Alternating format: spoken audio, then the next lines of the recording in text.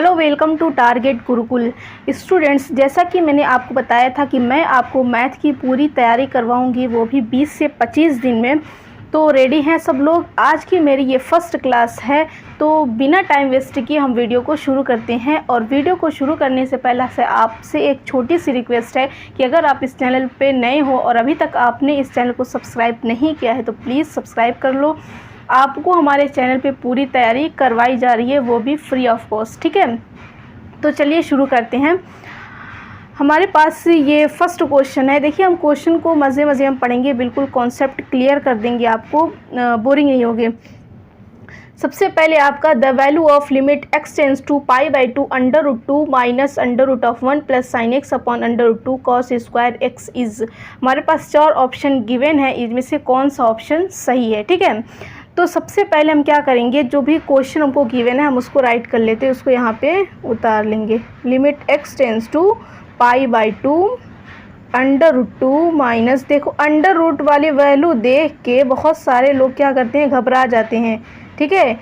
और एग्ज़ाम में जैसे ये जो बड़ी बड़ी वैल्यूज़ होती हैं, जो बड़े बड़े प्रॉब्लम्स गिवन होती हैं, उसका सॉल्यूशन यूँ बहुत ही छोटे में हो जाता है, उतना लॉन्ग नहीं होता। बस हम क्या करते हैं, बड़ी बड़ी प्रॉब्लम्स को देख के, बड़े बड़े क्वेश्चंस को देख के डर जाते हैं कि इसका सॉल्यूशन बहुत लॉन्ग होगा, बट ऐसा होता नहीं है, क्योंकि हमको शॉर्ट मेथड नहीं पता होता है। तो जब भी रूट वाली वैल्यू आ जाए तो उसको देख के घबराना बिल्कुल भी नहीं है। रूट वाली वैल्यू का बस एक ही सॉल्यूशन होता है कि अगर रूट की वैल्यू है तो हमको क्या करना है, कोशिश करके रूट की वैल्यू को हटाना है। और लिमिट में बेसिक 2 कॉन्सेप्ट होते हैं कि हमको सबसे पहले तो सिंपल एक्स की जो वैल्यू गिवन होती है उसको हम सिंपल रख देते हैं और सिंपल हमको वैल्यू मिल जाती है। बट अगर डायरेक्ट लिमिट की वैल्यू पुट करने पर हमें 0 या इनफाइनाइट मिलने लग जाए, तब इसका मतलब कि वो प्रॉब्लम क्रिएट कर रहा है, हमको उसको कुछ ना कुछ सिंप्लीफाई करना होगा। अब यहाँ पे हम डायरेक्ट अगर π/2 रखेंगे तो साइन π/2 की वैल्यू आ जाएगी आपकी 1 और 1 + 1 √2 और √2 माइनस √2 0 अपॉन समथिंग, यानी कि इनफाइनाइट मिल रहा है। जब भी इनफाइनाइट मिलने लग जाए, ये देखिए √2 माइनस √2 ये कैंसिल हो जाएगा। और जब भी इनफाइनाइट मिलने लग जाए, इसका मतलब इसको सिंप्लीफाई करना है, इसको और ज़्यादा सॉल्व करना है।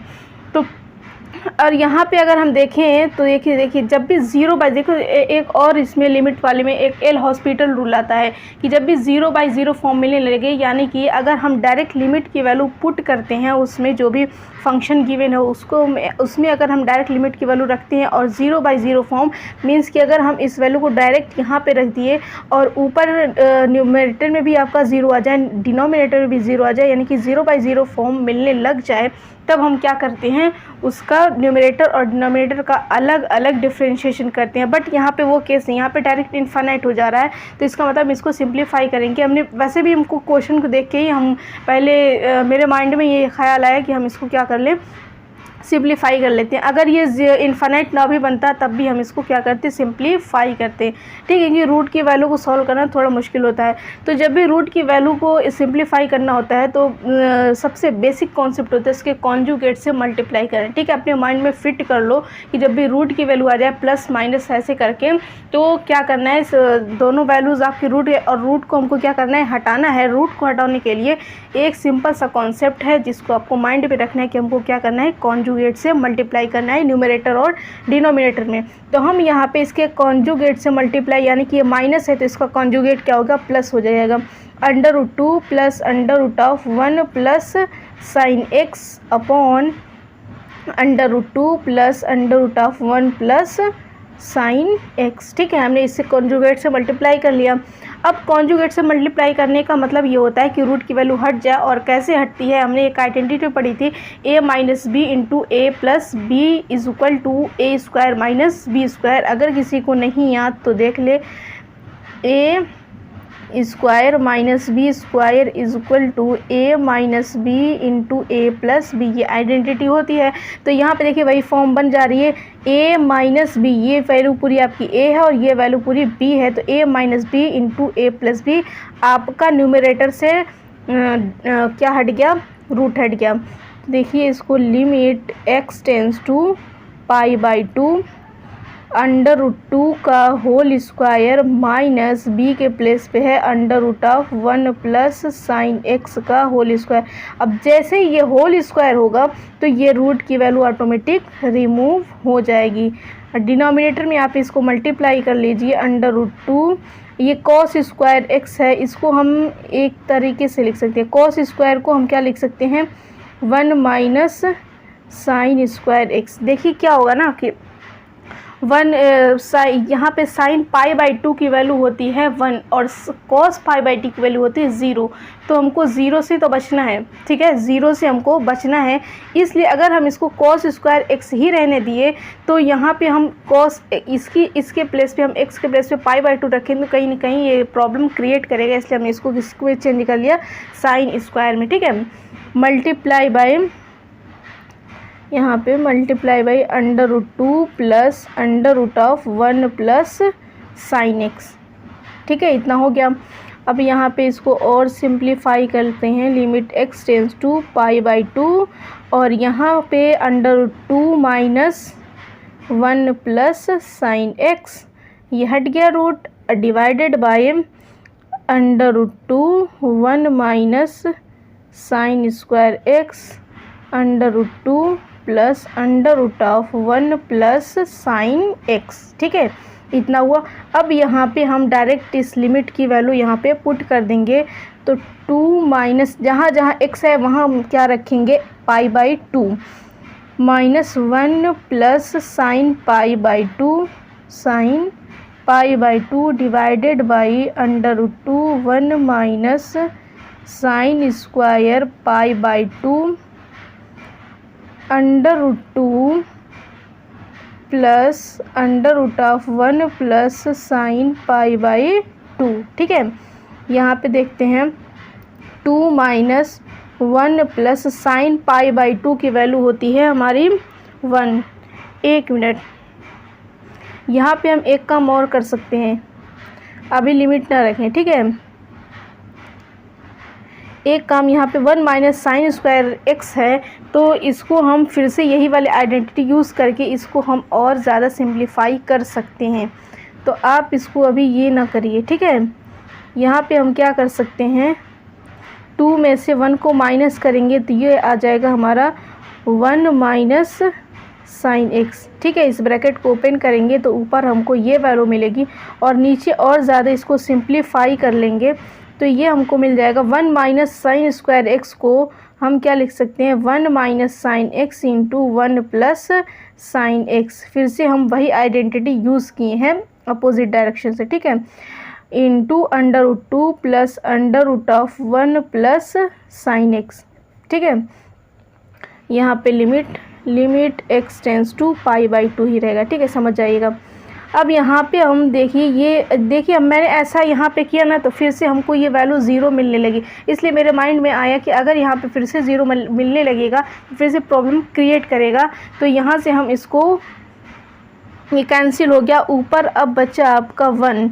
अब यहाँ से हम डायरेक्ट लिमिट रख देते हैं, ऊपर आपका बचा 1, ऊपर x की वैल्यू है नहीं, अपॉन √2 1 प्लस और यहाँ पे है ये तो कैंसिल हो गया sine π/2 √2 plus √1 plus sine π/2 1 upon √2 1 plus 1 multiply by √2 plus √2, ठीक है, 1 upon √2 multiply by 2 1 plus 1 2 and ये हो जाएगा आपका √2 प्लस √2, इसका मतलब 2√2। अब इसको मल्टीप्लाई करिए 2√2 मल्टीप्लाई बाई 2√2 1 अपॉन ये √2 2 हो गया, 2 2 ज़ा यहाँ पे 4 multiply by 2 is equal to 1/8। Option में देखिए 1/2 1/4 1/8 यानी कि ऑप्शन सी इज़ करेक्ट, ठीक है। तो ये था हमारा फर्स्ट क्वेश्चन लिमिट पे बेस। अब सेकेंड क्वेश्चन भी हम आपका लिमिट वाला ही लेंगे, ठीक है। सेकेंड क्वेश्चन हमारे पास क्या गिवन है इसको देख लेते हैं। सेकेंड क्वेश्चन है the value of limit x tends to 0 log 5 plus x minus log 5 minus x upon x is, ठीक है। इसको पहले जो क्वेश्चन गिवन है उसको पहले हम क्या करते हैं, सबसे पहले उस क्वेश्चन को राइट करते हैं। राइट करने के बाद हम सिंपल लिमिट रखते हैं, लिमिट करके चेक करते हैं कहीं ये 0/0 फॉर्म या इनफाइनाइट तो नहीं दे रहा है। अगर नहीं दिया तो हम डायरेक्ट लिमिट रख के वैल्यू निकालेंगे। वैसे इन सब कंपटीशन में डायरेक्ट लिमिट रख के आंसर कभी नहीं आता है, ये आप बात दिमाग में बैठा लीजिए। डायरेक्ट लिमिट रख के क्वेश्चन नहीं पूछ रहा है। ये 0/0 फॉर्म बनती है या फिर इनफाइनाइट वाला केस होता है तो उसमें आपको सिंप्लीफाई करना होता है या फिर एल हॉस्पिटल रूल लगाना होता है। अब यहाँ पे हमने क्वेश्चन को राइट के लिए हम चेक करेंगे, x की वैल्यू 0 पे रख के चेक करते हैं। अगर हम यहाँ पे x की वैल्यू 0 रखेंगे तो log 5 प्लस x यानी कि log 5 माइनस log 5 ये x की वैल्यू ये 0 हो गई, ये भी 0 हो गया। log 5 माइनस log 5 यानी कि 0 और यहाँ पे 0/0 फॉर्म हो रही है, ठीक है। इसका मतलब हम क्या लगाएंगे, एल हॉस्पिटल रूल। अलग अलग हम न्यूमरेटर और डिनोमिनेटर का डिफ्रेंशिएट करते हैं, तो चलिए करते हैं। इसमें इसका डिफ्रेंशिएशन log x का डिफ्रेंशिएशन होता है 1/x और फिर इस फंक्शन का डिफ्रेंशिएशन करेंगे तो 0 + x माइनस 1/5 माइनस x और फिर इसका डिफ्रेंशिएशन करेंगे तो 0 माइनस x का डिफ्रेंशिएशन 1 और यहाँ पे भी x का डिफ्रेंशिएशन 1 और डिवाइडेड बाई ये x है, इसकी वैल्यू इसका डिफ्रेंशिएशन 1 आ जाएगा, ठीक है। लिमिट x टेंड्स टू 0, ये आपका हो गया 1/5 प्लस x, ये आपका 0 माइनस 1 है तो -1 और ये माइनस मिल गया +/1 माइनस 5 माइनस x, ठीक है। डिवाइडेड बाई 1 है तो ये 1 हटा दे रहे हैं। उसके बाद अब यहाँ पे हम डायरेक्ट लिमिट रखते हैं। यहाँ पे डायरेक्ट लिमिट रखने पे हमको क्या मिलेगा, 1/5 + 0 + 1/5 माइनस 0, ठीक है। अब यहाँ पे देखते हैं 1/5 + 1/5 डिनोमिनेटर सेम है तो न्यूमरेटर को ऐड कर देंगे 2/5, ये हमारा आंसर आ गया। देखिए 1 2 3 4 स्टेप में आंसर आया है, 4 स्टेप में। तो आपको क्या करना है, बस प्रैक्टिस अच्छी होनी चाहिए, पकड़ आपको अच्छी होनी चाहिए। तो जैसे मैथ में क्या होता है, बस कॉन्सेप्ट क्लियर होने से आपका नहीं हो जाता, उसमें बहुत ज़्यादा क्वेश्चंस करने होते हैं। जैसे अगर आपका कॉन्सेप्ट भी क्लियर है ना और आपकी प्रैक्टिस अच्छी नहीं है तो आपका टाइम कम पड़ जाएगा एग्ज़ाम में, क्योंकि आपके पास मिनिमम 3 घंटे होते हैं करने के लिए। उसमें आपको फिजिक्स, केमिस्ट्री, मैथ और जीके ये सब होता है, ठीक है। लैंग्वेज ऑप्शन में देखते हैं, ऑप्शन 1 है 0, ऑप्शन 2 है 1, ऑप्शन 3 है 1/5, ऑप्शन 4 है 2/5, तो आपका ये करेक्ट हो गया, ठीक है। उसके बाद अब हम थर्ड क्वेश्चन लेते हैं डिफ्रेंशिएशन का, ठीक है। ये आपका लिमिट, इंटीग्रेशन, डिफ्रेंशिएशन बहुत ही आपका इम्पोर्टेंट है, पहले इसको पढ़ लेते हैं, ठीक है। इस पे बेस्ड अब हमारा ये थर्ड वाला क्वेश्चन है कि इफ़ e की पावर x प्लस e की power y equal to e की power x plus y then the value of dy/dx। ये तो सिंपल है, कुछ सोचना नहीं है, ठीक है। इसको करते हैं, सबसे पहले जो क्वेश्चन गिवन है उसको लिखते हैं। e की power y equal to e की पावर x प्लस e की पावर y, e की पावर x प्लस e की power y equal to e की पावर x प्लस y को हम क्या लिख सकते हैं, e की power x multiply by e की पावर y। हमने पावर्स वाला यानी कि घात का जो नियम है उस लॉज को, पावर्स की लॉज को हमने पढ़ा है क्या, लॉज ऑफ एक्सपेंशन।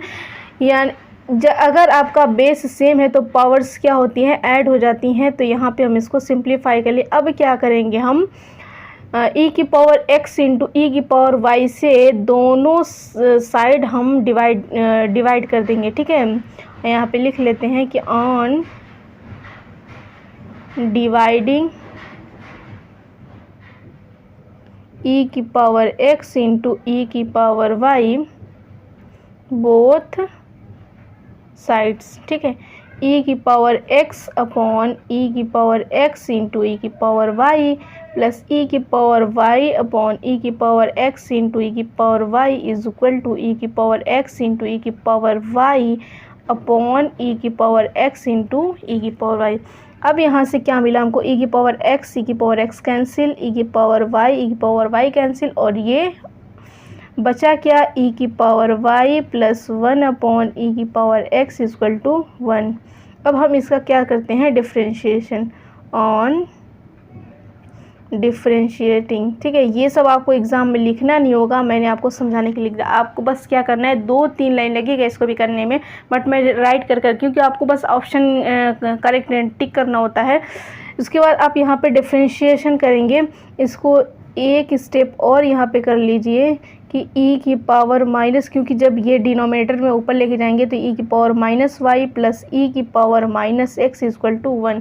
अब इसका डिफ्रेंशिएशन करेंगे तो e की पावर x का डिफ्रेंशिएशन वही होता है सेम, तो e की पावर माइनस वाई, फिर माइनस वाई का डिफ्रेंशिएशन करेंगे तो minus D Y by D x. ठीक है, प्लस e की पावर माइनस एक्स का डिफ्रेंशिएशन करेंगे तो -1 इक्वल टू कॉन्स्टेंट टर्म का डिफ्रेंशिएशन होता है 0। ठीक है, अब यहाँ पे हो गया minus D Y by D X into 1 upon E की power y minus 1 upon E की power x equal to 0 minus D Y by D X multiply by 1 upon E की पावर y इक्वल टू, इसको transfer कर लेंगे 1 upon E की power x। ठीक है, अब हम क्या करेंगे, क्योंकि हमको d Y by D x की वैल्यू चाहिए, तो बाकी के जितने भी टर्म्स हैं हम उसको स्टेप बाय स्टेप क्या करते हैं, ट्रांसफ़र करते रहते हैं।